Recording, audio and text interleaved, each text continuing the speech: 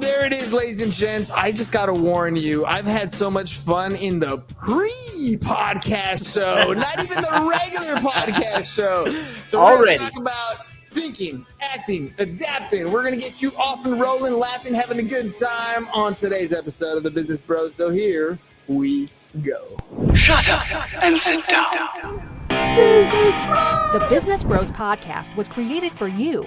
Learn from the business professionals who come to share their stories. Find out what's working in business and social media, what's hot and what's not, straight from the mouths of successful entrepreneurs out there doing the real work. And now, welcome to another episode of Business Bros. Yeah! All right, James, do your thing, man. Drop Here the we heat. go. Oh, Right. All you business pros out there, before we jump into the show, just a quick reminder to please subscribe on whichever platform it is that you're listening to us on today. Give us a like, give us a follow, subscribe, and drop a review. Help other like-minded business owners find value from our awesome guests while we rise up in those podcast rankings. We will sincerely appreciate every single one of you for it, and if you want to be a guest on the show, we'd love to have you on and learn from you as well. Go to www.businessbros.biz, schedule your time, and don't forget to follow us on all our social medias at Business Bros Pod. All right, everybody, we're so excited and honored to bring another incredible guest to the Business Bros Pod. Today's guest is in the business of building million-dollar businesses, and he wants to show you how. It really comes down to three simple tasks: think, act, and adapt. But as the old saying goes, simple is not the same as easy. Our guest is a researcher and a writer, and he developed his principles to success from hundreds of academic studies and thousands of hours working with companies as small as solo founder startups to as large as Walmart, Amazon, and the Department of Veteran Affairs. Today's guest has seen that there's a certain mental edge that successful entrepreneurs have. And while many might believe that that edge is innate, our guest wants you to know that it can be learned. If you want to learn how to act and think creatively about your business and gain the edge, tune in to hear how our guest can help you make the move from inaction to action. Joining us today from Mythros, director of the first film to ever premiere in the U.S. Capitol building and author of 3 books, including The Edge, Startup Thinking and Strategy. Welcome to the show, Ron Galloway.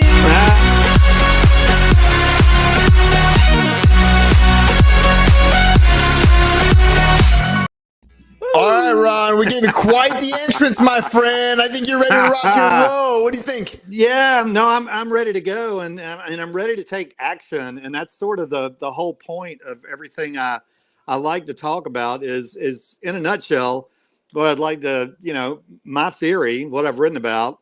And by the way, I'm 60. I think I'm as old as you two guys put together, which is weird. So I've been around a while, and what I've found is that really the difference in life is action versus inaction. It's just taking action. Doesn't really even matter what kind of action it is, as long as you do something proactive, because I've found in all my years that what happens is it sets off a chain of events that somehow or another will guide you into where you're supposed to be. Now, I'll give you an example. I made a movie said about Walmart. It's called Why Walmart Works. And I just wanted to make a business movie. And that's cool. And all of a sudden I was on, CNN and Jon Stewart show, and all this kind of weird stuff was happening to me. And I got a call from a speaking agent who said, "Have you ever spoken before?" And I'm like, "No." And I'm like, at my dad's funeral, but I'm not sure you want to hear that speech. But I was like, "No, I hadn't." They're like, "Well, we'd like you to speak somewhere." And I'm like, "For money?" And they were like, "Yeah." And so over the last 15 years, I had never thought about being in the speaking business. That's just one of the things I do. But I'd never thought about being into it. But because I took action on the Walmart movie, it led to me giving, it's a little over 1,000 speeches the last 15 years now in like 250 cities. I wound up in Phoenix a lot.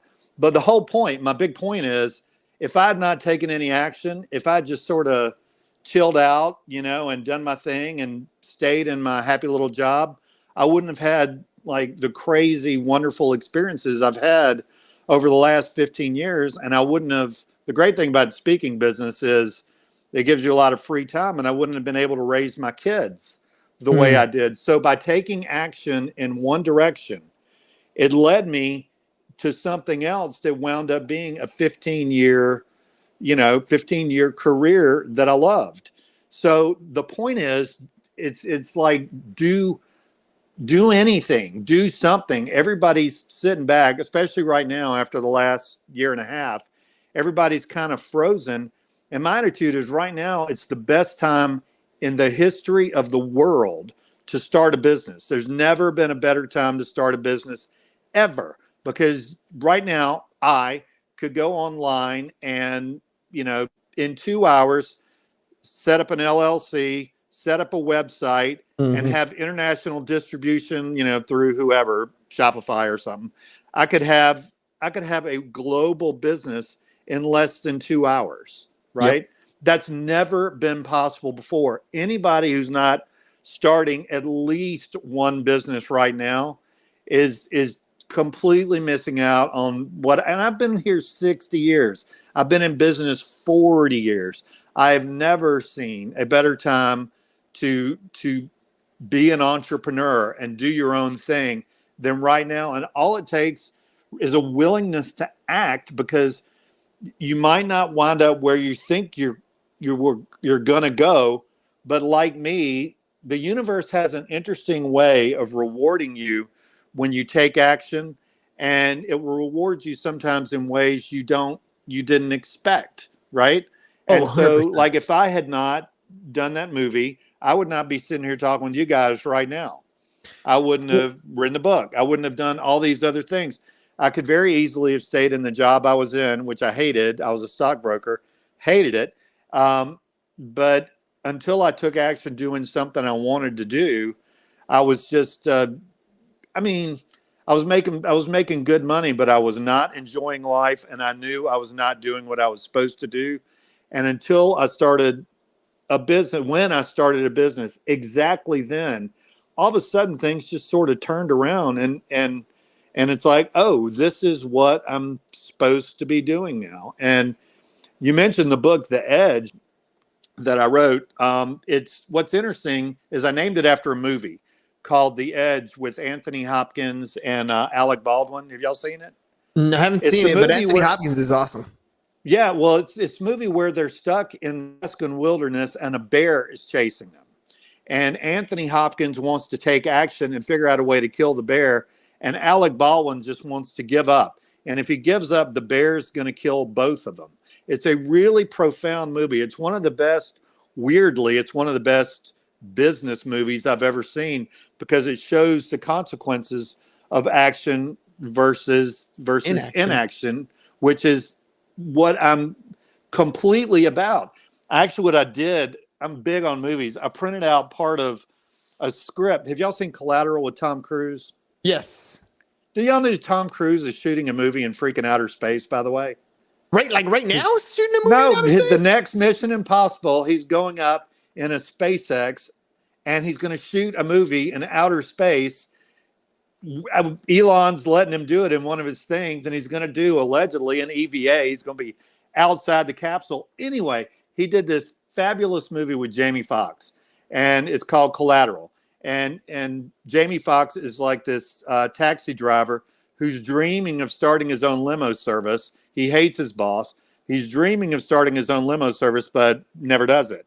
And one night, Tom Cruise gets in his cab, and pretty soon Jamie Foxx figures out that Tom Cruise hires him for the night, but Tom Cruise is being driven around town killing people. He's got 5 hits he's supposed to do. Tom Cruise is a man of action, right?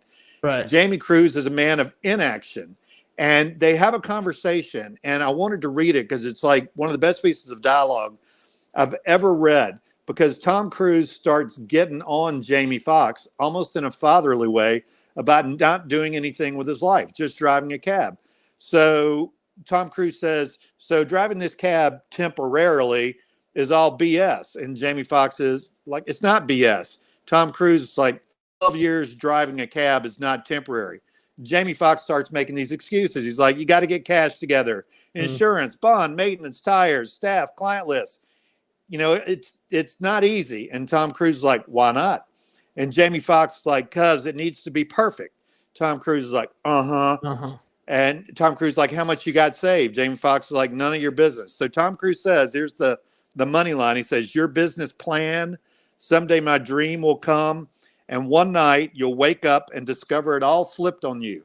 Suddenly you're old and it didn't happen and it never will because you were never going to do it anyway. The dream on the horizon became yesterday and got lost. Then you'll bullshit yourself. It never could have been anyway. And you'll recede into memory and zone out in a Barca lounger with daytime TV on for the rest of your life. Don't get on me about killing. You're killing yourself in this taxi bit by bit.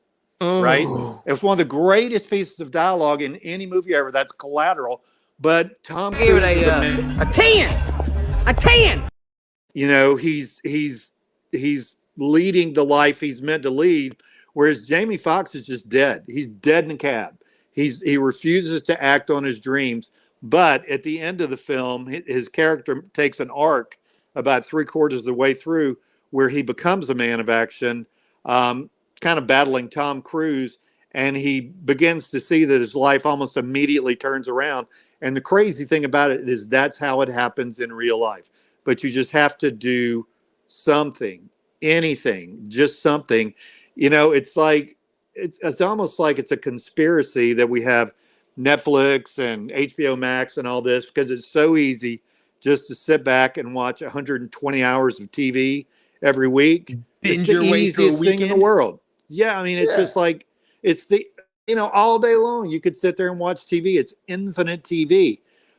And it almost sucks people into just being like, yeah, I'll just kind of do this and not go out and do something. No, you have to go out and do something, get out away from the TV and, you know, get out in the world and mix it up and live a life.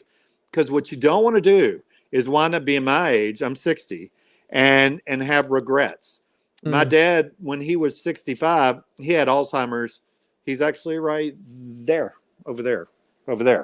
He had Alzheimer's, and he was like, you know, and he hadn't counted on it. And he was like, I sure wish I hadn't gone to all those meetings. You know, I wish I had done what I really wanted to do. And that was sort of the inciting event for me to start thinking about doing something. And then I did the Walmart movie. It's sort of like John Wick was kind of dead until the inciting event of his dog getting killed happened. Then, even though John Wick is a killer, right? That's his purpose. That's his nature. And the inciting event of his dog dying caused him to take action and brought him back to life. I mean, it's kind of weird to talk that way about an assassin, but this is how things work. I mean, you don't see. Go ahead. Yeah, it is. I mean, you're making me think, like, what was my inciting action? And I remember 20 years ago, I came across, and I think it was my dad who shared it with me. It was Earl Nightingale's Strangest Secret, right? And it's like a 30-minute audio that's out there, and in it he talks about figuring out where you want to go and then go, like, have a plan and then do it, like, believe that it's possible and then go after it. You may not even know how you're going to get to that end result. You don't have all the detailed steps, but the fact that you're moving in that direction gives you clarity.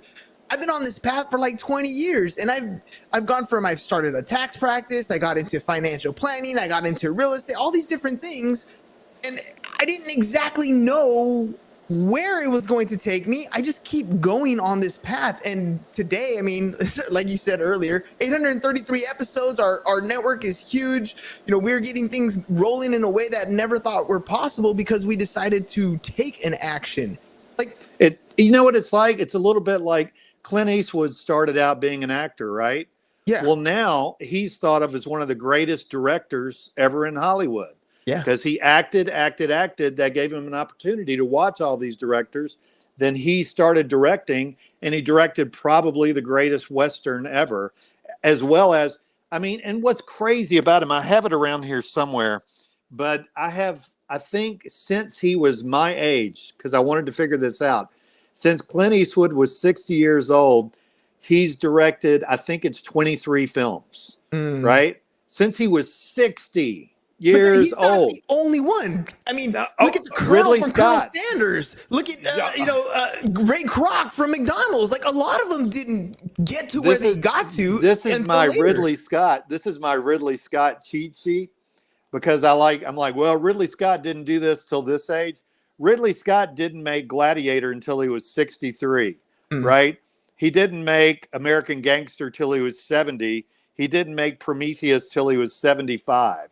He was 45 when he made Blade Runner. So he went out of the gate hard, but then it was a long time before he hit it again, but he kept at it. He just kept at it. And that's the thing. And like getting back to acting, actors know this. They just always have to keep moving. They have to stay in the gym. They have to keep going to auditions. And ultimately something's going to happen, but it may not be the thing that they thought was going to happen. But the universe rewards you for taking action. And you can literally, I'm going to hit on another movie if y'all let me. Hell yeah. Have y'all seen The Counselor? Speaking of Ridley Scott, when he made The Counselor when he was 76, it's Is that with The Counselor's a movie about drug deals, and it's got Javier Bardem and Penelope Cruz and Cameron Diaz. But anyway, what Ridley Scott was trying to show in the movie is that you can create your own world, because the counselor, the lawyer in the movie, gets involved in a drug deal, and he kind of has this okay life, but then he invents this world where he goes into the world of drug dealing, and it does not turn out well. But my point is, Ruben Blades tells him, he's the drug kingpin. He's like, you created this world. Yes. Everyone creates their own world, and then that world dies with them one day. But you created the world you're in right now. And I think that's super profound, because it's just like Steve Jobs. When Steve Jobs said, you actually can poke the universe, you can do something and change the universe. It's the same thing. You literally can create your own world. Like, your house, the things in your house, that's part of your world, and the people that you include in your life, and your work. You can create your own world, and it'll intersect with other people's worlds. But the world you're living through your eyes is yours alone. Yes. And you can make things happen in it that are really surprising. I mean, when I made the Walmart movie, which is not a good movie, when I made the Walmart movie, it's really almost a comedy. I'm going to go ahead and say it's a comedy. It sucks so bad. Anyway, when I made that movie, I had, no expectations at all. 2 weeks after I decided I was going to make the movie, I was on CNN talking about a movie that I hadn't even shot yet, right? All these things started occurring around me that pushed it forward, because I was finally doing what I was supposed to do. And that's sort of what with entrepreneurs, I think, get into a business, almost any business, because you'll wind up ultimately in the business that you're supposed to be in, right? And like I said, right now, I believe everybody's frozen in fear. And right now, I think it's just a wonderful time, because everybody's frozen in fear. It's a great time to start businesses. And another reason you should do it is, all of a sudden, when you're an entrepreneur, this, you control your own destiny. Nobody's telling you have to go do something that you don't want to do. And you know what I'm talking about, if you want to keep your job, right? Yep. Nobody's telling you that. You're in control of your own destiny. And this whole thing we've been through just now with COVID is completely rewired. It's like A-bombed the economy in a way that the working world is never going to be the same again. The entrepreneurial world is never going to be the same again. It's going to be unusual to go into work unless you're a doctor. It's the norm. It's the norm now to stay at home and take Zoom meetings. I mean, I'm a public speaker, and probably my last 20 speeches have been online. Nobody minds. Everybody's sort of used to it now. But what that's done is created opportunities. I'm sure you've heard, the old saw that that the word Chinese for crisis is the same word for opportunity. You know, I didn't know that. Yeah, it's the same glyph. It means crisis and opportunity. And right now we're in the middle of a crisis, but there's also just a phenomenal amount of opportunity. Now, the opportunity is probably not in going out and starting a store, you know, because people may not be getting out of the house as much. But we have tools now that allow us to distribute whatever product or idea you have, like this show. This show is distributed worldwide. I guarantee you, I mean, you see the metrics. I guarantee you somebody in Russia has watched this show. Do you know how much you would have had to pay for distribution like that 15 years ago? Yeah. You couldn't. There's no amount of money that you could have, that could have brought in. I mean, look at Rogan. Rogan went out and did what he did, and just by the force of his mind. And that's another interesting example. Rogan did the podcasts as an afterthought, right? And then somebody down the road paid him $100 million for an afterthought. But he did something. And he did something when podcasts were kind of newish. And it really worked out. And I think if you keep your eyes open and look around, there's just tons and tons of opportunities. If you look at today, Junior. Yeah, let me ask you this. No, let me ask you this, because I pride myself in my consistency, right? You're episode 833 because I'm one of the most consistent people that will decide to do something and continue doing it.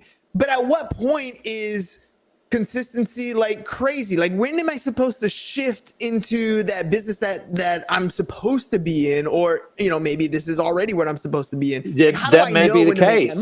May be the case. It's like, it's sort of like Tom Brady. Tom Brady's going to go off and do something else. Football is probably leading him somewhere like into politics or something. What are you talking about? Tom Brady's going to play till he's 90. Yeah, he's a freak. But also, Tom Brady is an interesting case because, he played for Michigan, really didn't make much of an impact at Michigan. Nope. And he was low in the draft. I mean, I can't remember, what was he, 12th? I mean, it was like 6 rounds in. Like it was. Yeah, I mean, he was deep. He was deep in the draft. And Tom Brady created a Tom Brady world. He created the world he was in by doing what you're doing, by just consistently doing the nutrition that he does and the workout ethic that he does, and then just creating this thing called Tom Brady. And, it may be that football is all he ever does, but I have a feeling Tom Brady's going to go off and do something else a little bit more important. You can look at Ronald Reagan. Ronald Reagan was a union boss, right? Well, he was an actor. Then he became a union boss. He was the head of SAG. He was the president of SAG. Then he's a governor. Then he's president. The universe has this funny way, and it's just like that book that you were telling me about that you read. And that's sort of like Napoleon Hill books too, Think and Grow Rich. And all of them kind of surround this idea that you think and you create your own world, but that world doesn't happen unless you take some action towards it.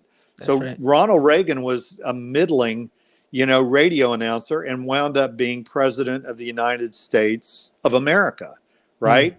And he took action. He's like, I think I'll be an actor. And then he's like, I think I'll run for SAG. And people saw that he could run an organization. They were like, well, maybe he'd be a good governor. And then they ran him for governor, and he was governor for 2 terms.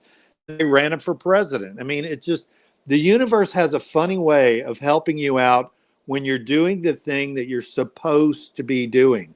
If you're doing something that's counter to what you were doing, like all the years I was a stockbroker, which I hated, but I kind of only did it to help get my now ex-wife through medical school. Great investment. Great investment. That was smart. Let's finance medical school. But anyway, it's like, I hated that. And I really didn't start doing, I don't feel I started doing what I was meant to do until I was 38 years old, right? That's when I sort of made the break, and I told everybody, I'm really easing out of this whole money thing now. and I'm going to go into showbiz. Yes. And yeah, That happened to me about 35, 36, somewhere around there. it'll hit you because, and when it'll really hit you is when you're my age.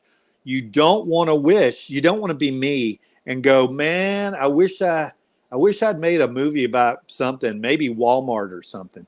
You don't want to get to be my age and have regrets. At least I know that I did the movie. Okay, the movie sucked. The movie proved to me that I'm not that good of a director. I've directed 3 films. The only one that's any good is I made a film about PowerPoint.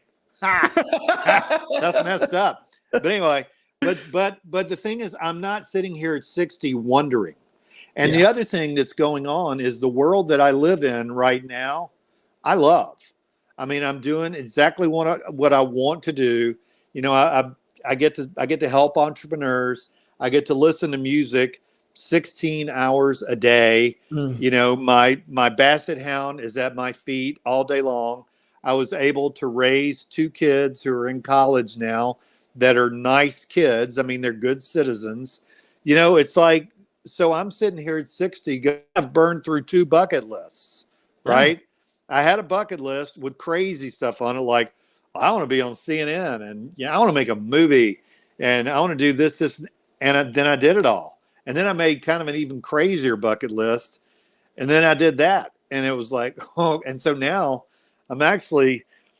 What actually do you put on a bucket list when you're 60 years old? Because you're too old to do a lot of stuff, right? Well, there's 3 things according to the movie, right? Never pass up a bathroom, never waste an erection, and never trust a fart. Those were the 3 things at that age they were saying on the bucket list. I have not heard that, but you know, they may be true, but I would actually flip that and a little bit and say never waste an opportunity. Something may look stupid and goofy, like me making a Walmart movie was stupid and goofy. I'll give you another example. When I quit to go into showbiz, I was like, oh man, I need to do something that makes money out of the gate, or else everybody's going to be totally up my ass. And I was like, all right, everybody loves fishing, and everybody loves girls in bikinis. So I made a film called Swimsuit Anglers, which was a bunch of supermodels deep sea fishing, right? And it hit like number 2 on Amazon. And so my wife was totally my ex-wife was totally kind of giving me shit about it until it started making money, right? And it's like we were at a dinner at some medical conference one time, and there were a couple of guys at the table talking about Swimsuit Anglers. And I was like, very funny. You really set me up. She's like, I don't know who those people are. And I was like, oh my God, I put this thing out in the world and these dudes across the table from me are talking about it. Or another time I was sitting on an airplane after the movie, the Walmart movie, and I looked down and a lady was reading an article about me, you know? And I'm like, oh my God. And what that told me was, I mean, that's no big deal to anybody, but what it told me was I was on the right path, right? That was the universe, my guardian angel, who I firmly believe is a beautiful, you know, Spanish dama. I believe that. But anyway, that was her tapping me on the shoulder saying, dude, do this. And the thing that holds people back, I think, that holds entrepreneurs back is fear of looking stupid or fear of failing. And you can't think about that at all. And I'll give you an example of that. I do a lot of public speaking, right? I have the most profound case of stage fright of anybody ever in the history of the world. No. My stage fright is worse than Adele's. Adele Adele keeps a bucket on the side of the stage to throw up in, right? What? That's Adele, okay? Because she thinks she'll throw up, you know? And I have profound stage fright, and when you get up, then when you're doing this, or when you get up in front of people, you're exposing yourself to potential ridicule, or when you're starting a business, right? What if you fail? What will all your friends say? Well, you know what? A-Rod, well, let's don't use A-Rod. Let's use Ichiro Suzuki, my favorite baseball player. Ichiro Suzuki failed 7 times. 7 times out of 10, he went to bat. He failed. All right. Ichiro Suzuki has more hits than anybody in the history of baseball, and he failed 7 out of 10 times, right? So 300 is a good batting average. You can't. Well, that's the thing about baseball. Baseball is a game of failure, and business and entrepreneurship is also a game of failure. You're never going to hit it first time out of the gate, but you kind of got to keep trying. And if you try, and if you do, the universe will sort of lead you on a path that you might not expect, but it's the path that you're supposed to be on. And when you see people that are chronically unhappy, and you see them, yes, I firmly believe that the reason they're very unhappy is that they're just not on the path they're supposed to be on. You know, somebody might be doing something that, you know, he might be an emergency room. I'll give you an example. It's Anthony LaPaglia. He was an emergency. He's, you know, the actor, and now he's host of Survivor Australia. But he was, you know, in an ER, and one day was just like, this is not what I'm supposed to be doing, and became an actor and is a very successful actor now. It's like, if you wind up, you have to try different things for this to happen too. But ultimately, if you're succeeding at something, it's because that's what you were supposed to be doing. But you'll never get there if you don't try. If you're sitting around watching, you know, 40 episodes of Breaking Bad rather than going out and trying to do something entrepreneurial, then you're not going to get anywhere. You know, watch the 2-hour supercut of Breaking Bad. There's one out there, right, that tells you the whole story, and then go start a business, because in the same 2 hours that you could watch the supercut of Breaking Bad, you could start a business that has worldwide distribution on the internet. I mean, it's insane what can happen now. It's literally insane that your show is, in a good way, that your show is seen all over the world. I mean, how does that even happen? The opportunities are endless. The opportunities are endless. They really are, but I get so frustrated with people. The 10 words, right, that are detrimental to the human psyche. What will other people think? And what will other people say? Those are the things that we worry about in our own mind that stop us from doing those things. Ron, dude, your stories, I mean, I didn't have to talk much on this episode, which is awesome. Anytime I told you, I'm like Stairway to Heaven, man. That's it, just right? Put me on and go to the bathroom. Going. But before we get out, Ron, you know, if people want to get more from you, they want to find out about your Walmart movie, they want to get a copy of your book, they want to just, you know, reach out to you in any way, what's the best way to get a hold of you? Best way to get hold of me is just to go to rongalloway.com. My company website, if you're an entrepreneur and want a little nudge to help keep things going, is mythros.com, mythros.com. But, you know, you can come to me or not come to me. You can, but whatever you do, what I would tell your listeners and viewers is do something, because the universe will reward you if you at least try. But you have to try. You can't watch Netflix or SEC football. Yeah, you can watch SEC football. Watch SEC football and then start a business. But I'm being facetious. But as long as you try, fortune favors the bold. 100%. Ladies and gents, that's just how it works. Perfect is the enemy of done. Get out there, start doing something. I encourage you to start a podcast, start creating content. Go listen to our episode 1. This is episode 833. I promise you, episode 1 sucks. It just does. The first time you did something, you're not going to be very good at it, but you keep going at it, you're going to get better and better and better. And the universe will open those doors for you. I promise you. It's amazing how this has been 3.5 years since we've been doing the podcast. And it's already changed my life. I can imagine what it's going to be like in another 3.5 years. Yeah, you're young, dude. You're young. So time is on your side.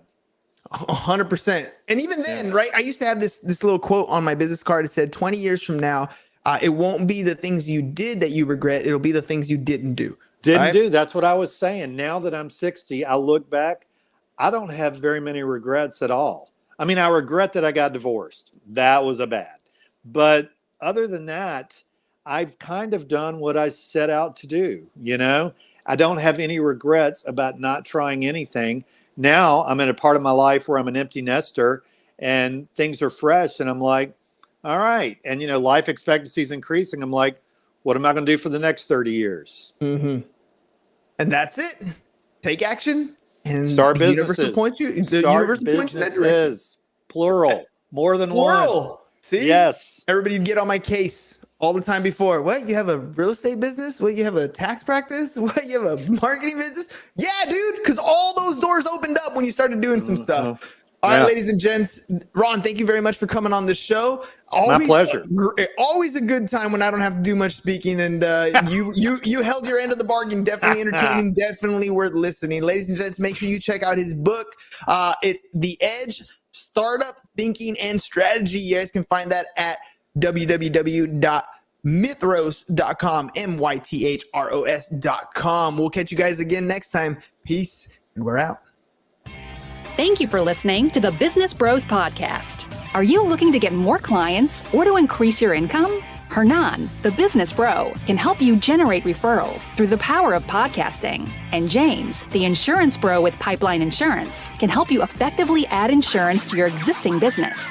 If you are ready to create wealth today and generational wealth for tomorrow, email businessbros@csfirst.com to schedule a free consultation.